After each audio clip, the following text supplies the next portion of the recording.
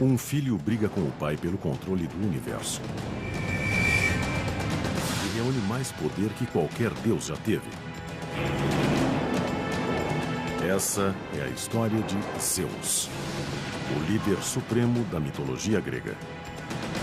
Para nós é um mito, mas para os antigos era realidade.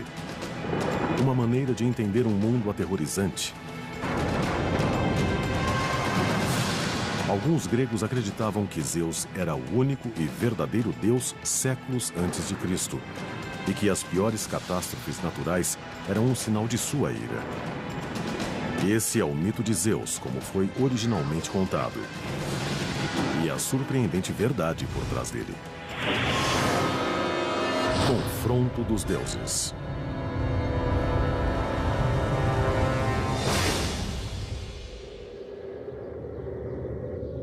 Se você controla o céu, controla o mundo. Na mitologia grega, esse poder pertencia a um deus, Zeus. Ele reina como guardião da justiça, mestre dos homens e dos deuses. Zeus era o rei dos deuses, mas ele também era responsável pela justiça, tanto dos deuses quanto dos mortais na Terra. Isso é muito legal na mitologia grega. A sua obrigação como grego que adorava os deuses era simplesmente fazer o que era exigido para evitar que os deuses esmagassem você. Como comandante dos céus, Zeus tem o poder da natureza ao seu dispor.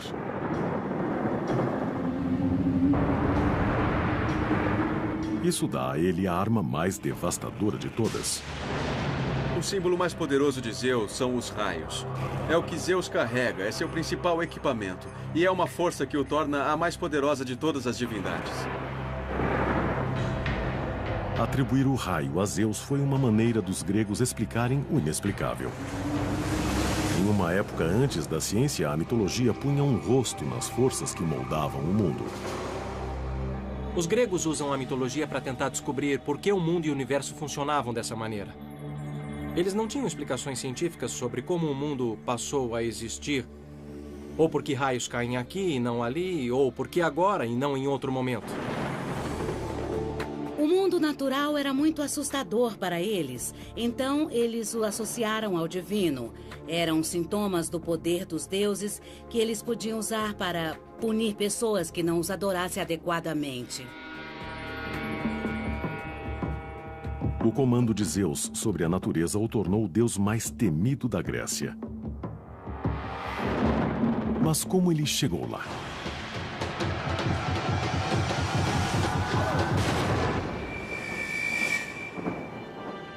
O que sabemos sobre Zeus começa com os textos do escritor da Grécia Antiga, Hesíodo, por volta de 700 a.C.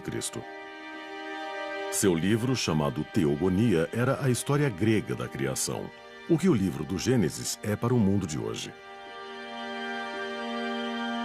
Teogonia é a tentativa de Hesíodo de entender o mundo, de ordená-lo, contando sobre uma rivalidade familiar que acaba num cosmos muito bem ordenado, que é o mundo que você e eu conhecemos hoje.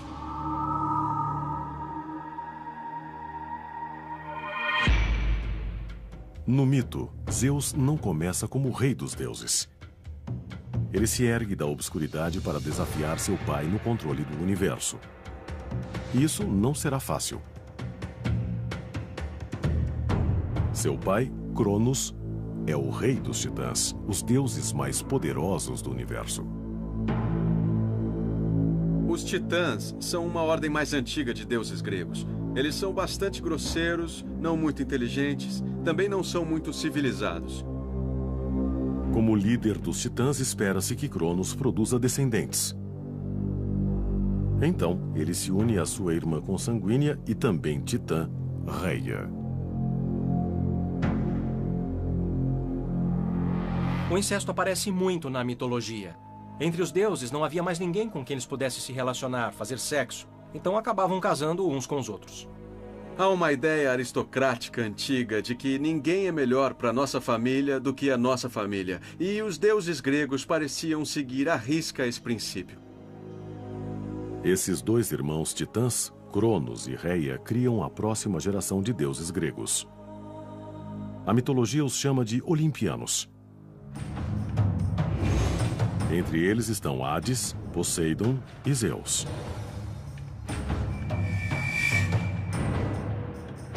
Mas eles não herdarão simplesmente a Terra.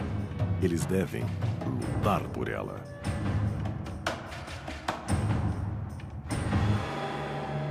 Cronos estava muito preocupado em ter filhos porque tinha medo que seu filho fosse maior que ele e o ofuscasse. O pai teme ser substituído pelo filho. Isso é psicologia humana. Veja Freud. Na verdade, Freud encontrou isso na mitologia clássica. Então, esse medo de perder o poder para a próxima geração era real. Se você tivesse um filho e tivesse algo de valor, em algum momento precisaria ficar de olho em seu filho. Então, a solução dele para esse problema foi engolir vivos todos os filhos. Então, assim que a mulher dava à luz, ele os ingeria. Claro que, já que eles são imortais, os filhos que Cronos engolia não morriam. Eles só ficam presos em sua barriga. Ele tenta controlá-los e impedir que eles vivam no mundo e desenvolvam um poder que possa um dia derrubá-lo. Para os gregos que contavam o mito, esse era um ato espantoso. O canibalismo era deplorável tanto na época quanto é hoje. Vemos os escritores gregos expressando seus medos através da mitologia. Canibalismo, sacrifício eram tabus terríveis. Mas quando você projeta isso nos deuses, eles dão uma segurança para que se explore as consequências do que poderia acontecer.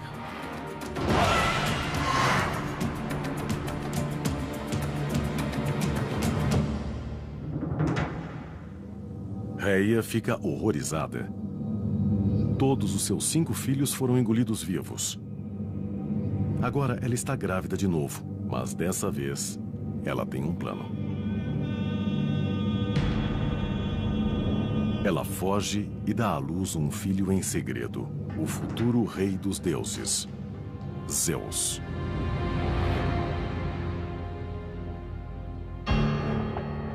Mas Cronos espera engolir mais um filho. Então, Reia enrola uma pedra em uma manta e dá a ele. Sem pensar 2 vezes, ele agarra a pedra e engole. O plano de Reia é posto em prática. Cronos engole a pedra ao invés de Zeus. Zeus é salvo enquanto criança e é levado para um lugar que os contadores antigos do mito chamavam de Dobras da Terra. Zeus foi salvo pela esperteza de sua mãe. É uma história memorável, mas essa caverna secreta do mito pode realmente ter existido? Parece que os antigos acreditavam que sim.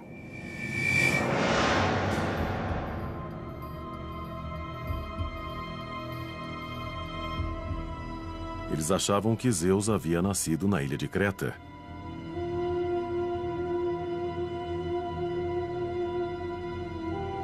Nessa caverna na montanha. Sabemos que a caverna na ilha de Creta talvez seja o mais importante santuário de veneração a Zeus. Ela era considerada um dos possíveis lugares onde Zeus, bebê, foi escondido de seu próprio pai. Explorações na caverna revelaram que ela foi um grande local de peregrinação de visitantes de todo o mundo antigo. Era um local onde as pessoas iam para adorar Zeus. E como sabemos, descobrimos milhares de oferendas a Zeus e objetos rituais para Zeus vindos de todo o Mediterrâneo.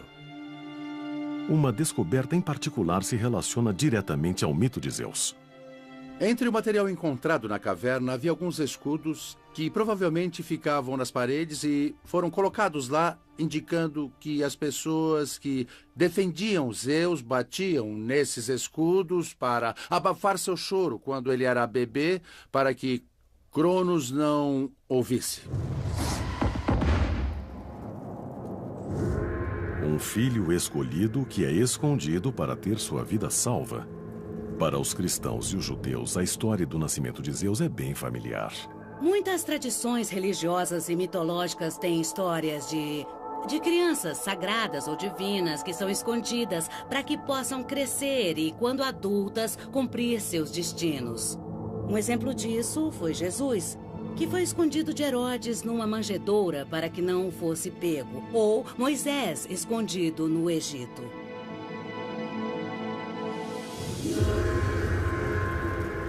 No mito, Zeus cresce secretamente dentro da caverna.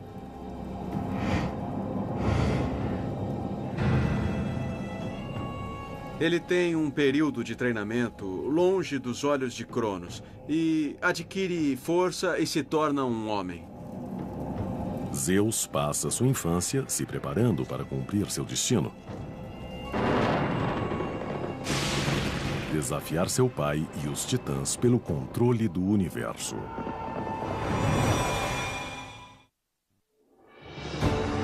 Zeus escapou de ter o destino de seus irmãos, que foram todos engolidos vivos pelo pai, o titã Cronos. Dentro de uma caverna distante, ele cresceu e virou um deus adulto. Agora está pronto para iniciar a épica luta por poder que ele nasceu para enfrentar. Vai vingar a selvageria de seu pai, libertar seus 5 irmãos olimpianos da barriga dele e assumir o controle do mundo, agora comandado pelos titãs. A aposta dele é muito alta. Se ele for bem-sucedido, ele vai comandar o universo, mas se ele falhar, ele pode muito bem parar no Tártaro. Tártaro é o nível mais baixo do mundo inferior, o Hades, o equivalente grego ao inferno.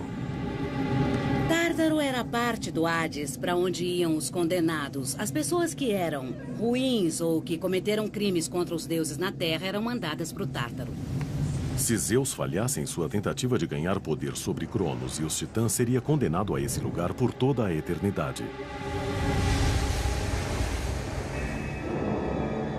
Mas se ganhasse, ele comandaria os deuses e os homens de seu trono no topo do Monte Olimpo.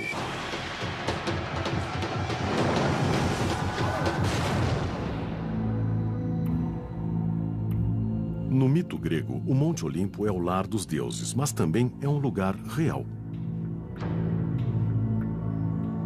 É o pico mais alto da Grécia, quase 3 quilômetros acima do nível do mar. E é um lugar natural para poderes sobrenaturais. Os gregos acreditavam que seus deuses viviam fisicamente no Monte Olimpo. Era importante que eles tivessem uma ideia de onde ficava o céu, onde os deuses realmente viviam.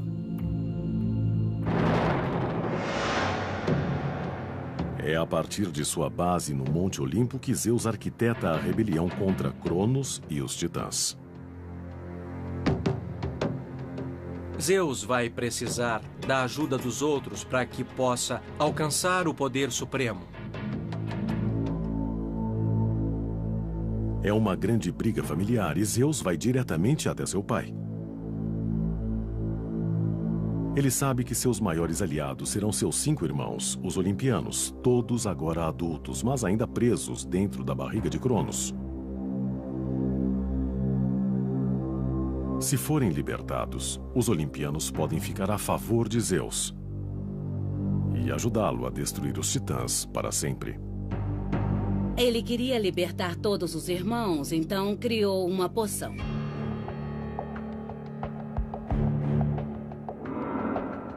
Em silêncio, Zeus entra na casa de Cronos e põe veneno em sua bebida à noite. Cronos bebe e passa muito mal.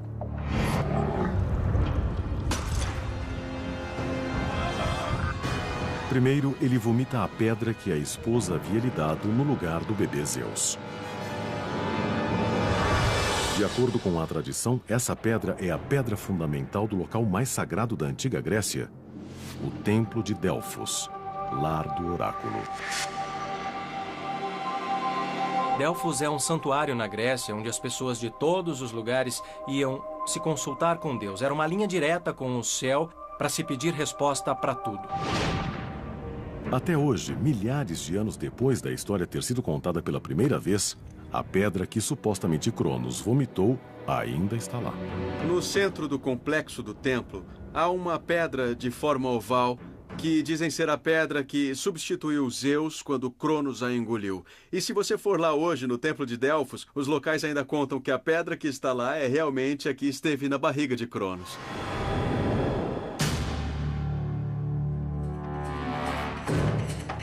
No mito, depois de vomitar a pedra sagrada, Cronos regurgita os 5 irmãos.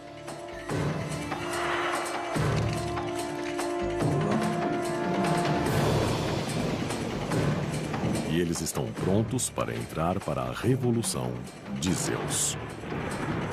O que marca Zeus como um líder diferente daqueles que vieram antes é a sua inteligência. Ele sabe persuadir e convencer as pessoas de que ele deve ser o líder, de que ele sabe fazer coligações. Zeus agora tem seus irmãos a seu lado, mas ainda precisa de mais forças para enfrentar os titãs. E há outros membros mais distantes da família que querem vingança. Os irmãos esquecidos de Cronos. Os Ciclopes e os Hecantoquíros. Mas para encontrá-los, Zeus tem que ir ao inferno. Cronos teve medo dos poderes dos Hecantóquiros e dos Ciclopes e os trancou no Tártaro. Zeus sabia que, se tivesse seus poderes ao seu lado, poderia conseguir o que queria. Ele desce e conversa com os Hecantóquiros e diz: eu respeito muito vocês.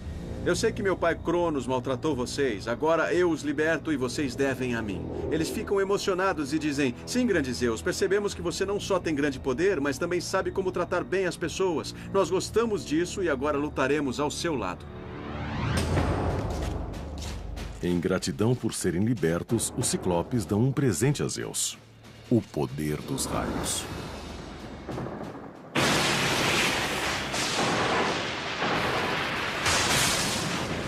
O raio é uma das mais devastadoras forças que existem na natureza.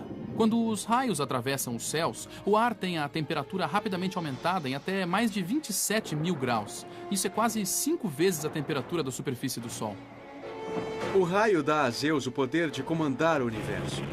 Com esse raio, ninguém poderá vencê-lo.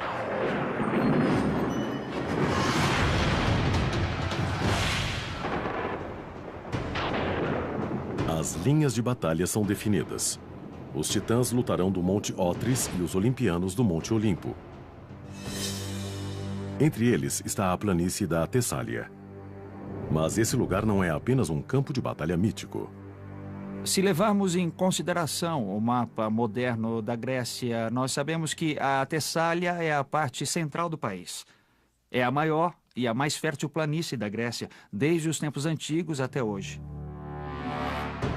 A Tessália tem um histórico longo e sangrento, desde as guerras greco-persas do século V a.C. até as guerras mundiais do século XX d.C. E é aqui que a grande batalha dos deuses acontece.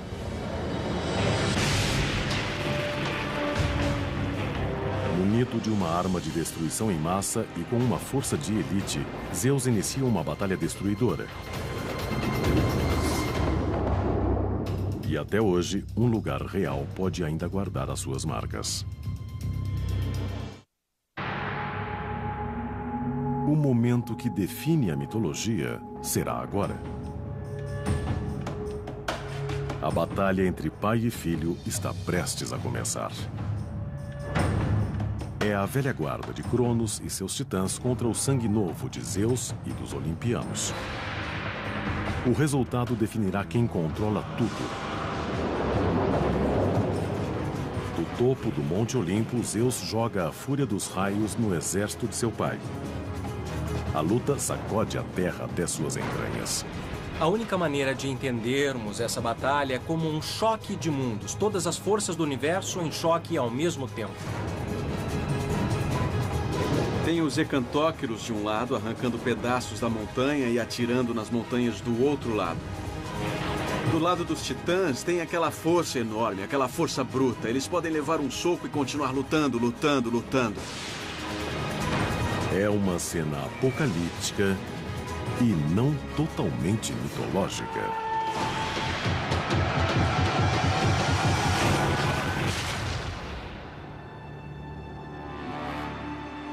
Especialistas determinaram recentemente que um evento natural tão assustador quanto realmente aconteceu no mundo antigo. Há uns 3.600 anos, a ilha grega de Santorini viveu uma das explosões vulcânicas mais devastadoras de todas. Seus efeitos foram sentidos até a Califórnia. A explosão vulcânica foi o maior evento sísmico único na Terra nos últimos 27 mil anos. Para se ter uma ideia do quanto foi grande, imagine só uma montanha de uns 5,6 quilômetros de altura explodindo pelos céus de uma só vez.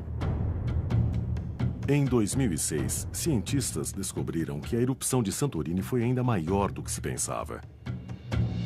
Escavações descobriram depósitos de cinza vulcânica equivalentes a 20 andares de profundidade, cobrindo um raio de 48 quilômetros por toda a ilha. Baseado nessa evidência, agora acredita-se que a erupção teve a potência equivalente a 50 mil bombas de Hiroshima. Uma explosão tão poderosa poderia aniquilar boa parte do mundo grego. Para os sobreviventes que conheciam pouco sobre o funcionamento de vulcões, isso só poderia ser a ira dos deuses. Quando os contadores de mitologia antiga contaram a história das grandes batalhas cataclísmicas que sacudiram a Terra, eles não tiraram isso do nada. Imensos abalos sísmicos estavam na lembrança das gerações gregas mais antigas, antes que esses contadores de mitologia escrevessem suas histórias. Com o confronto dos deuses na mitologia, parece que Zeus finalmente está prestes a assumir o controle do universo.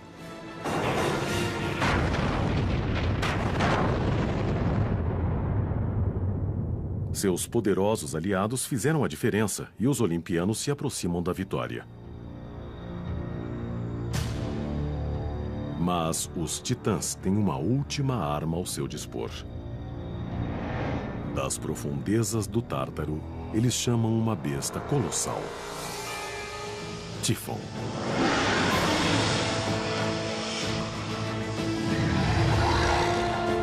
Tífon é um monstro incrivelmente forte e poderoso que desafia Zeus pessoalmente. É, na verdade, um último esforço e o monstro final, o desafio final que ele deve vencer para assegurar a sua liderança no universo. É uma batalha sobrenatural. Uma luta decisiva entre o bem e o mal. E tudo leva à maior arma de todas. Depois que Zeus e Tífon iniciam essa batalha final épica, uma hora Zeus consegue o domínio e vence com seus raios. Com um golpe final, Zeus leva Tífon e seus aliados titãs para o Tártaro, onde eles são condenados a passar a eternidade em um abismo de fogo.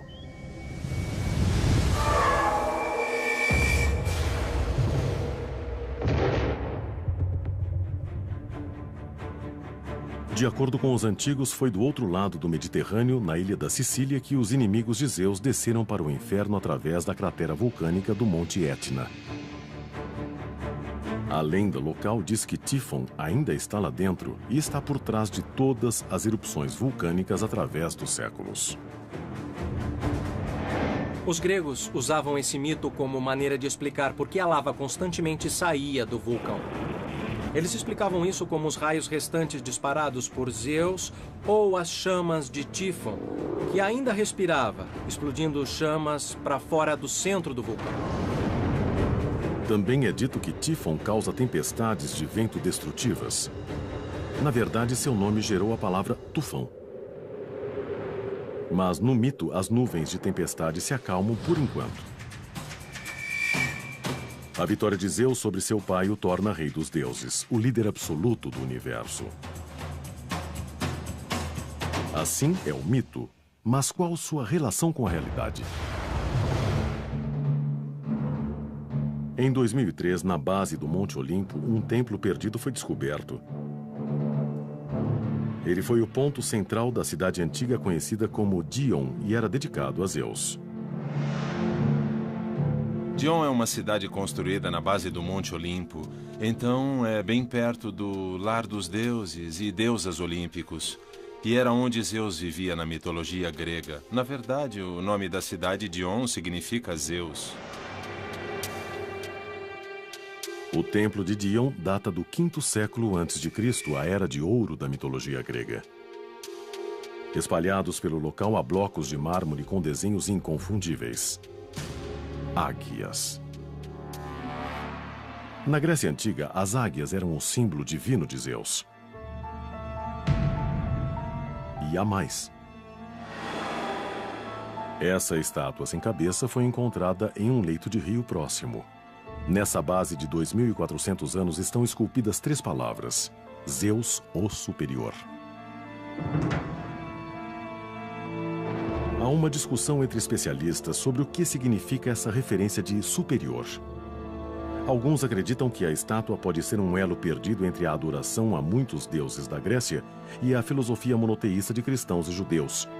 E que essa descoberta é prova de que os gregos estavam abraçando a ideia de um só Deus por conta própria antes da chegada do cristianismo. Os gregos às vezes identificam esse deus superior como Zeus. Afinal, a palavra Zeus, em sua forma nativa Theos, é que gera a palavra Deus.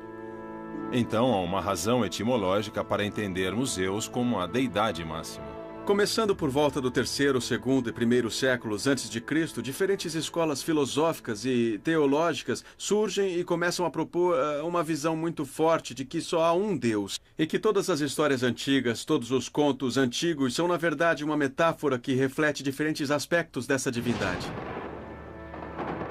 Para as pessoas que adoravam em Dion, é claro que Zeus era diferente de todos os outros deuses gregos.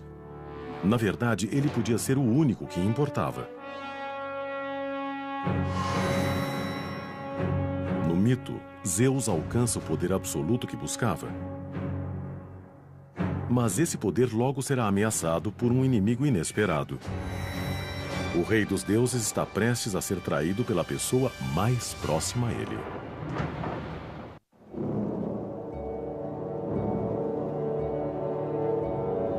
Zeus venceu seu embate épico com os titãs. Agora, ele senta no topo do Monte Olimpo como rei dos deuses e mestre da humanidade.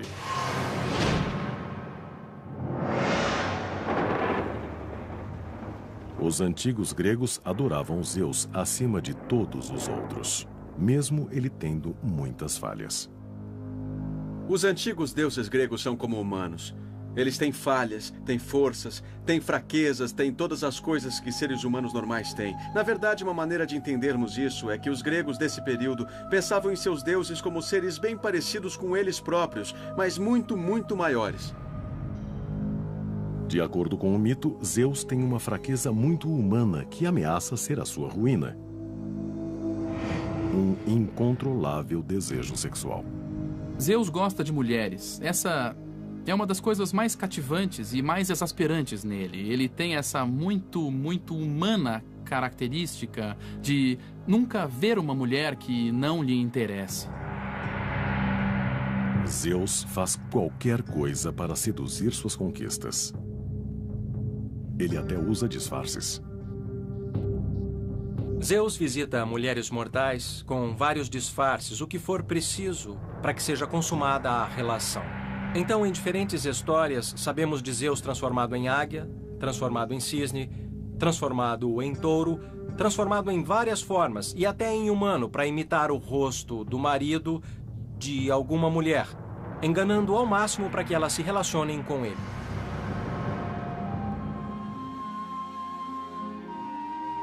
Uma linda e jovem deusa chamada Metis é a primeira a chamar a atenção de Zeus.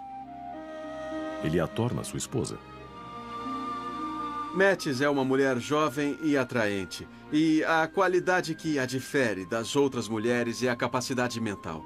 Na verdade, seu nome em grego significa prudência. Quando Zeus a observa, ele a acha muito atraente. Mas a afeição de Zeus por Metis é assombrada por uma profecia obscura que ameaça seu poder. Ele fica sabendo que ela terá um filho dele que um dia roubará seu trono. De repente, Zeus assim como seu pai teme sua prole. Zeus representa essa terrível tradição que começa literalmente no início dos tempos, de filhos destruindo seus pais para conseguir se impor. Mas Zeus jura que dessa vez será diferente.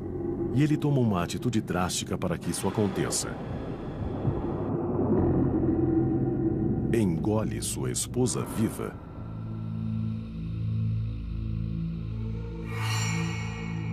Mais uma vez, o amor familiar é presa do poder.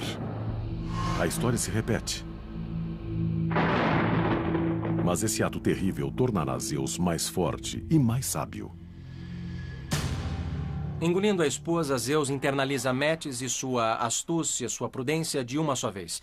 Ela se torna parte de Zeus, no sentido de que está presa em sua barriga e também acaba assumindo qualidades superiores, como a habilidade intelectual. Isso parece estranho para nós, mas é importante lembrar que, para os gregos, o lugar do corpo onde eles pensavam que estava a sabedoria e as ideias era no estômago. Então, quando Zeus engole Metis, na verdade, ele a leva para seu estômago, onde seus melhores pensamentos eram engendrados. Sem Metis, Zeus precisa de uma nova esposa. E como seu pai, ele encontra uma na própria família. Sua irmã Olimpiana, Hera. Ela não é como as conquistas anteriores de Zeus. Ela é a deusa mais poderosa da mitologia. O rei dos deuses encontrou alguém à sua altura. Entre Zeus e Hera, na verdade, vemos uma relação de duas pessoas iguais em alguns níveis. Então, acho que podemos ver alguns dos conflitos entre Zeus e Hera como... Sabe, os gregos pensando em como seria se duas pessoas de igual poder se relacionassem. Ela é a rainha das deusas e tem uma beleza incrível. É extremamente inteligente, poderosa, mas também é excessivamente ciumenta, porque Zeus sempre corre atrás de outras mulheres. O rei dos deuses continua a se envolver com várias parceiras sexuais. Ele concebe mais de 100 filhos com muitas amantes, tanto divinas quanto mortais. Se não estou enganado, Zeus nunca tem um encontro com uma mulher que não produza um filho. Nesse sentido, é uma grande virilidade e é o poder extremo. A habilidade de Zeus de dormir com todo mundo se encaixa numa fantasia masculina da Grécia Antiga sobre como os homens gregos gostariam de viver. Os homens fantasiavam sobre essas coisas e achavam que se existia um Deus todo-poderoso por aí, ele certamente realizaria essas fantasias. A promiscuidade de Zeus era uma maneira perfeita dos gregos se conectarem a ele.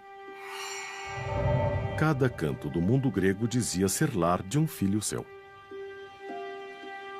Com o crescimento da fama e do poder de Zeus pela Grécia Antiga, cada vez mais cidades queriam ser associadas a ele. Elas diziam ter havido algum tipo de ligação entre Zeus e uma mulher mortal de sua árvore genealógica que gerou filhos que depois criariam as principais famílias locais. Evidências dessas relações podem ainda ser encontradas em cidades por todo o mundo grego. Atenas, Tebas, Magnésia, Macedônia, todas receberam nomes de filhos de Zeus. Mas havia uma pessoa que não ficava feliz com a fertilidade abundante de Zeus. Na mitologia, sua esposa Hera estava cansada. Ela jura fazer o rei dos deuses pagar caro por seus flertes crônicos. Ela não gosta de ser humilhada diante dos outros deuses, então ela vai descontar isso no marido. Hera reúne outros olimpianos e planeja as bases de uma revolução.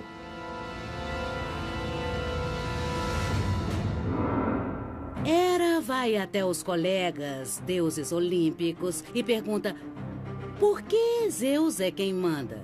Ele não é mais importante e poderoso que qualquer um de nós. Se nos unirmos, podemos expulsá-lo. Então, eles se revoltam e aprisionam Zeus. Zeus acorda de um cochilo e descobre que está acorrentado. Prisioneiro, em sua própria cama. É a maior traição, uma conspiração armada pelos irmãos que ele um dia salvou. A revolta dos deuses foi a maior ameaça que Zeus já encarou.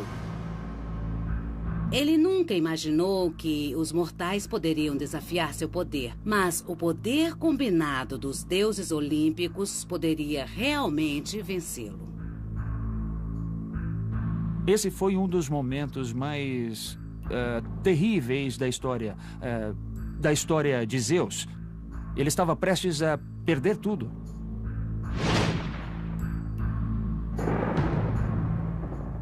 Mas quando tudo parecia perdido, a ajuda veio através de velhos aliados. Os Ecantoquírios. Quando eles souberam que Zeus tinha problemas, vieram em seu resgate partindo as correntes enquanto os olimpianos buscavam refúgio.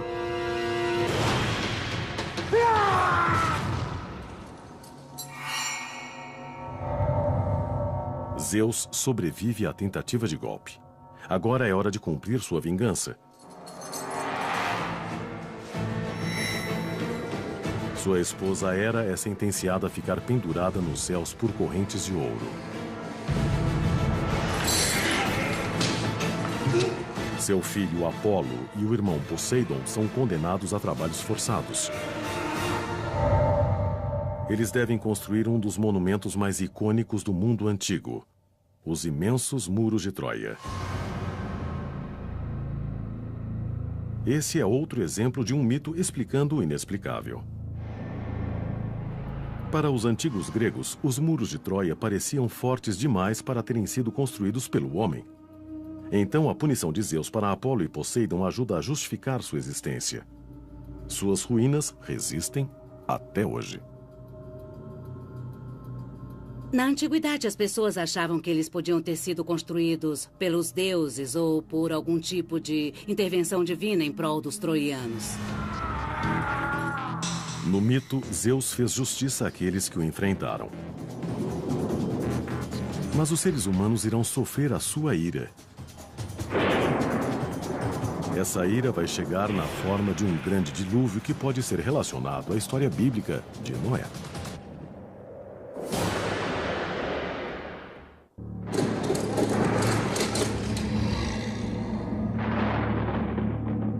O deus mais poderoso da Grécia sobreviveu a uma tentativa de golpe.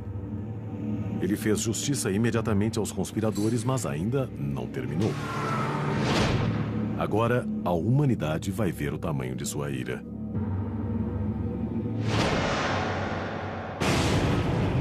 Nos tempos antigos, o temor à punição de Zeus mantinha muitos gregos longe de problemas. Quando as pessoas faziam alguma coisa de errado, tomavam muito cuidado para que Zeus não os atingisse com um raio.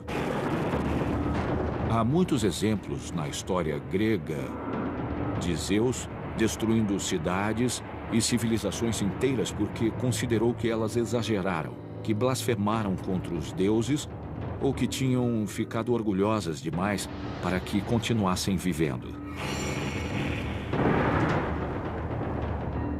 O autor grego Hesíodo escreveu que sem o temor da ira de Zeus, os humanos viveriam como animais e os fracos estariam nas mãos dos mais fortes. Zeus traz a ordem. Zeus traz a justiça e traz a civilização.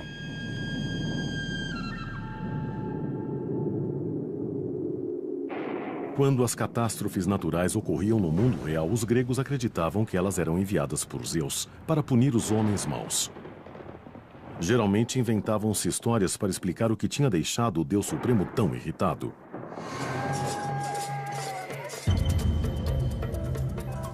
De acordo com o mito, o momento de ira mais assustador de Zeus vem depois que ele vê humanos praticando canibalismo. O canibalismo era muito importante na religião dos antigos gregos porque eles o consideravam hediondo. Na verdade, comer carne humana é algo que você atribui a lobos, a cachorros, mas não a seres humanos. Zeus conhece o canibalismo. Seu próprio pai, Cronos, engoliu todos os irmãos de Zeus. Quando ele é confrontado com a visão de imortais fazendo a mesma coisa, fica enfurecido e jura destruir a raça humana com um dilúvio catastrófico.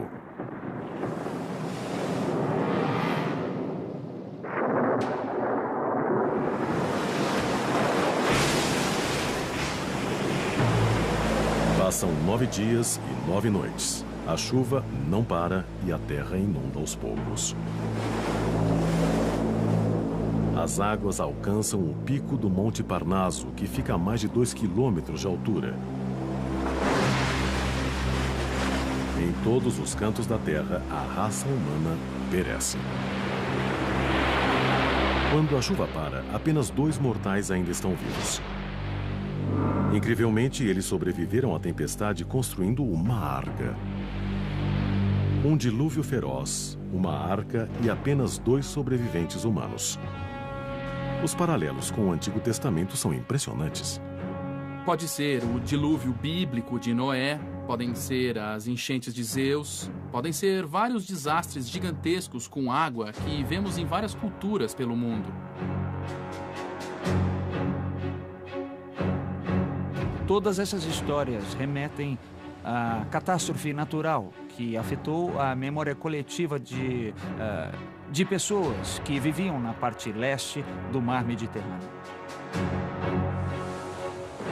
Um dilúvio como o descrito nesses mitos devastaria a humanidade. Mas um dilúvio assim pode realmente ter acontecido? Na última década, cientistas descobriram pistas impressionantes que provam que sim.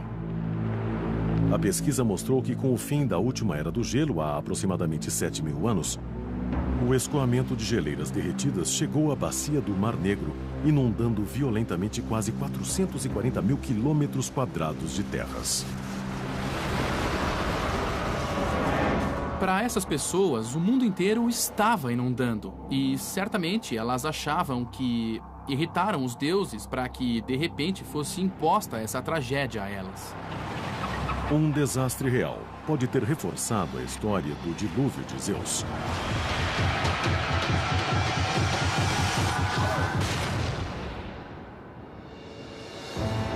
No mito, Zeus obteve o poder diante de forte oposição. Mas há mais um desafiante com o qual ele não contava: Jesus Cristo. No 1º século depois de Cristo, sua mensagem tomou o mundo de assalto e destronou o deus dominante da Grécia. Quando o cristianismo veio e prometeu uma salvação que viria depois da morte, as pessoas tiveram no que acreditar. Algo podia acontecer a todas elas depois de sua morte. O cristianismo encontrou muitos seguidores. O pulso forte de Zeus sobre a humanidade falhou quando essa nova religião se espalhou pelo mundo mediterrâneo. Por fim, a mesma civilização que o adorava, agora o rejeitava. Na antiguidade não havia força mais poderosa que a de Zeus, exceto uma, a do destino. Nem Zeus podia mudá-la. Por mais que quisesse torcer e mudar ou redirecionar o destino, ele era submetido às suas ordens. Antes do surgimento do cristianismo, o mito de Zeus cativou o mundo grego por milhares de anos e fez dele o mais temido e respeitado de todos os deuses. Mas ele foi apenas um de vários da Grécia e além que deixariam sua marca na humanidade. Alguns ainda têm nomes familiares: Hércules, Hades, Medusa. E cada uma de suas histórias é uma janela para um mundo há muito perdido. Um código esperando ser decifrado. Esses mitos revelam para nós, de maneira poderosa, a camada escondida por baixo de nossas vidas conscientes, de nosso entendimento do mundo. E como uma arqueologia da mente humana, podemos entrar nela e ver os recantos profundos da psique humana. E é exatamente isso que os torna tão poderosos.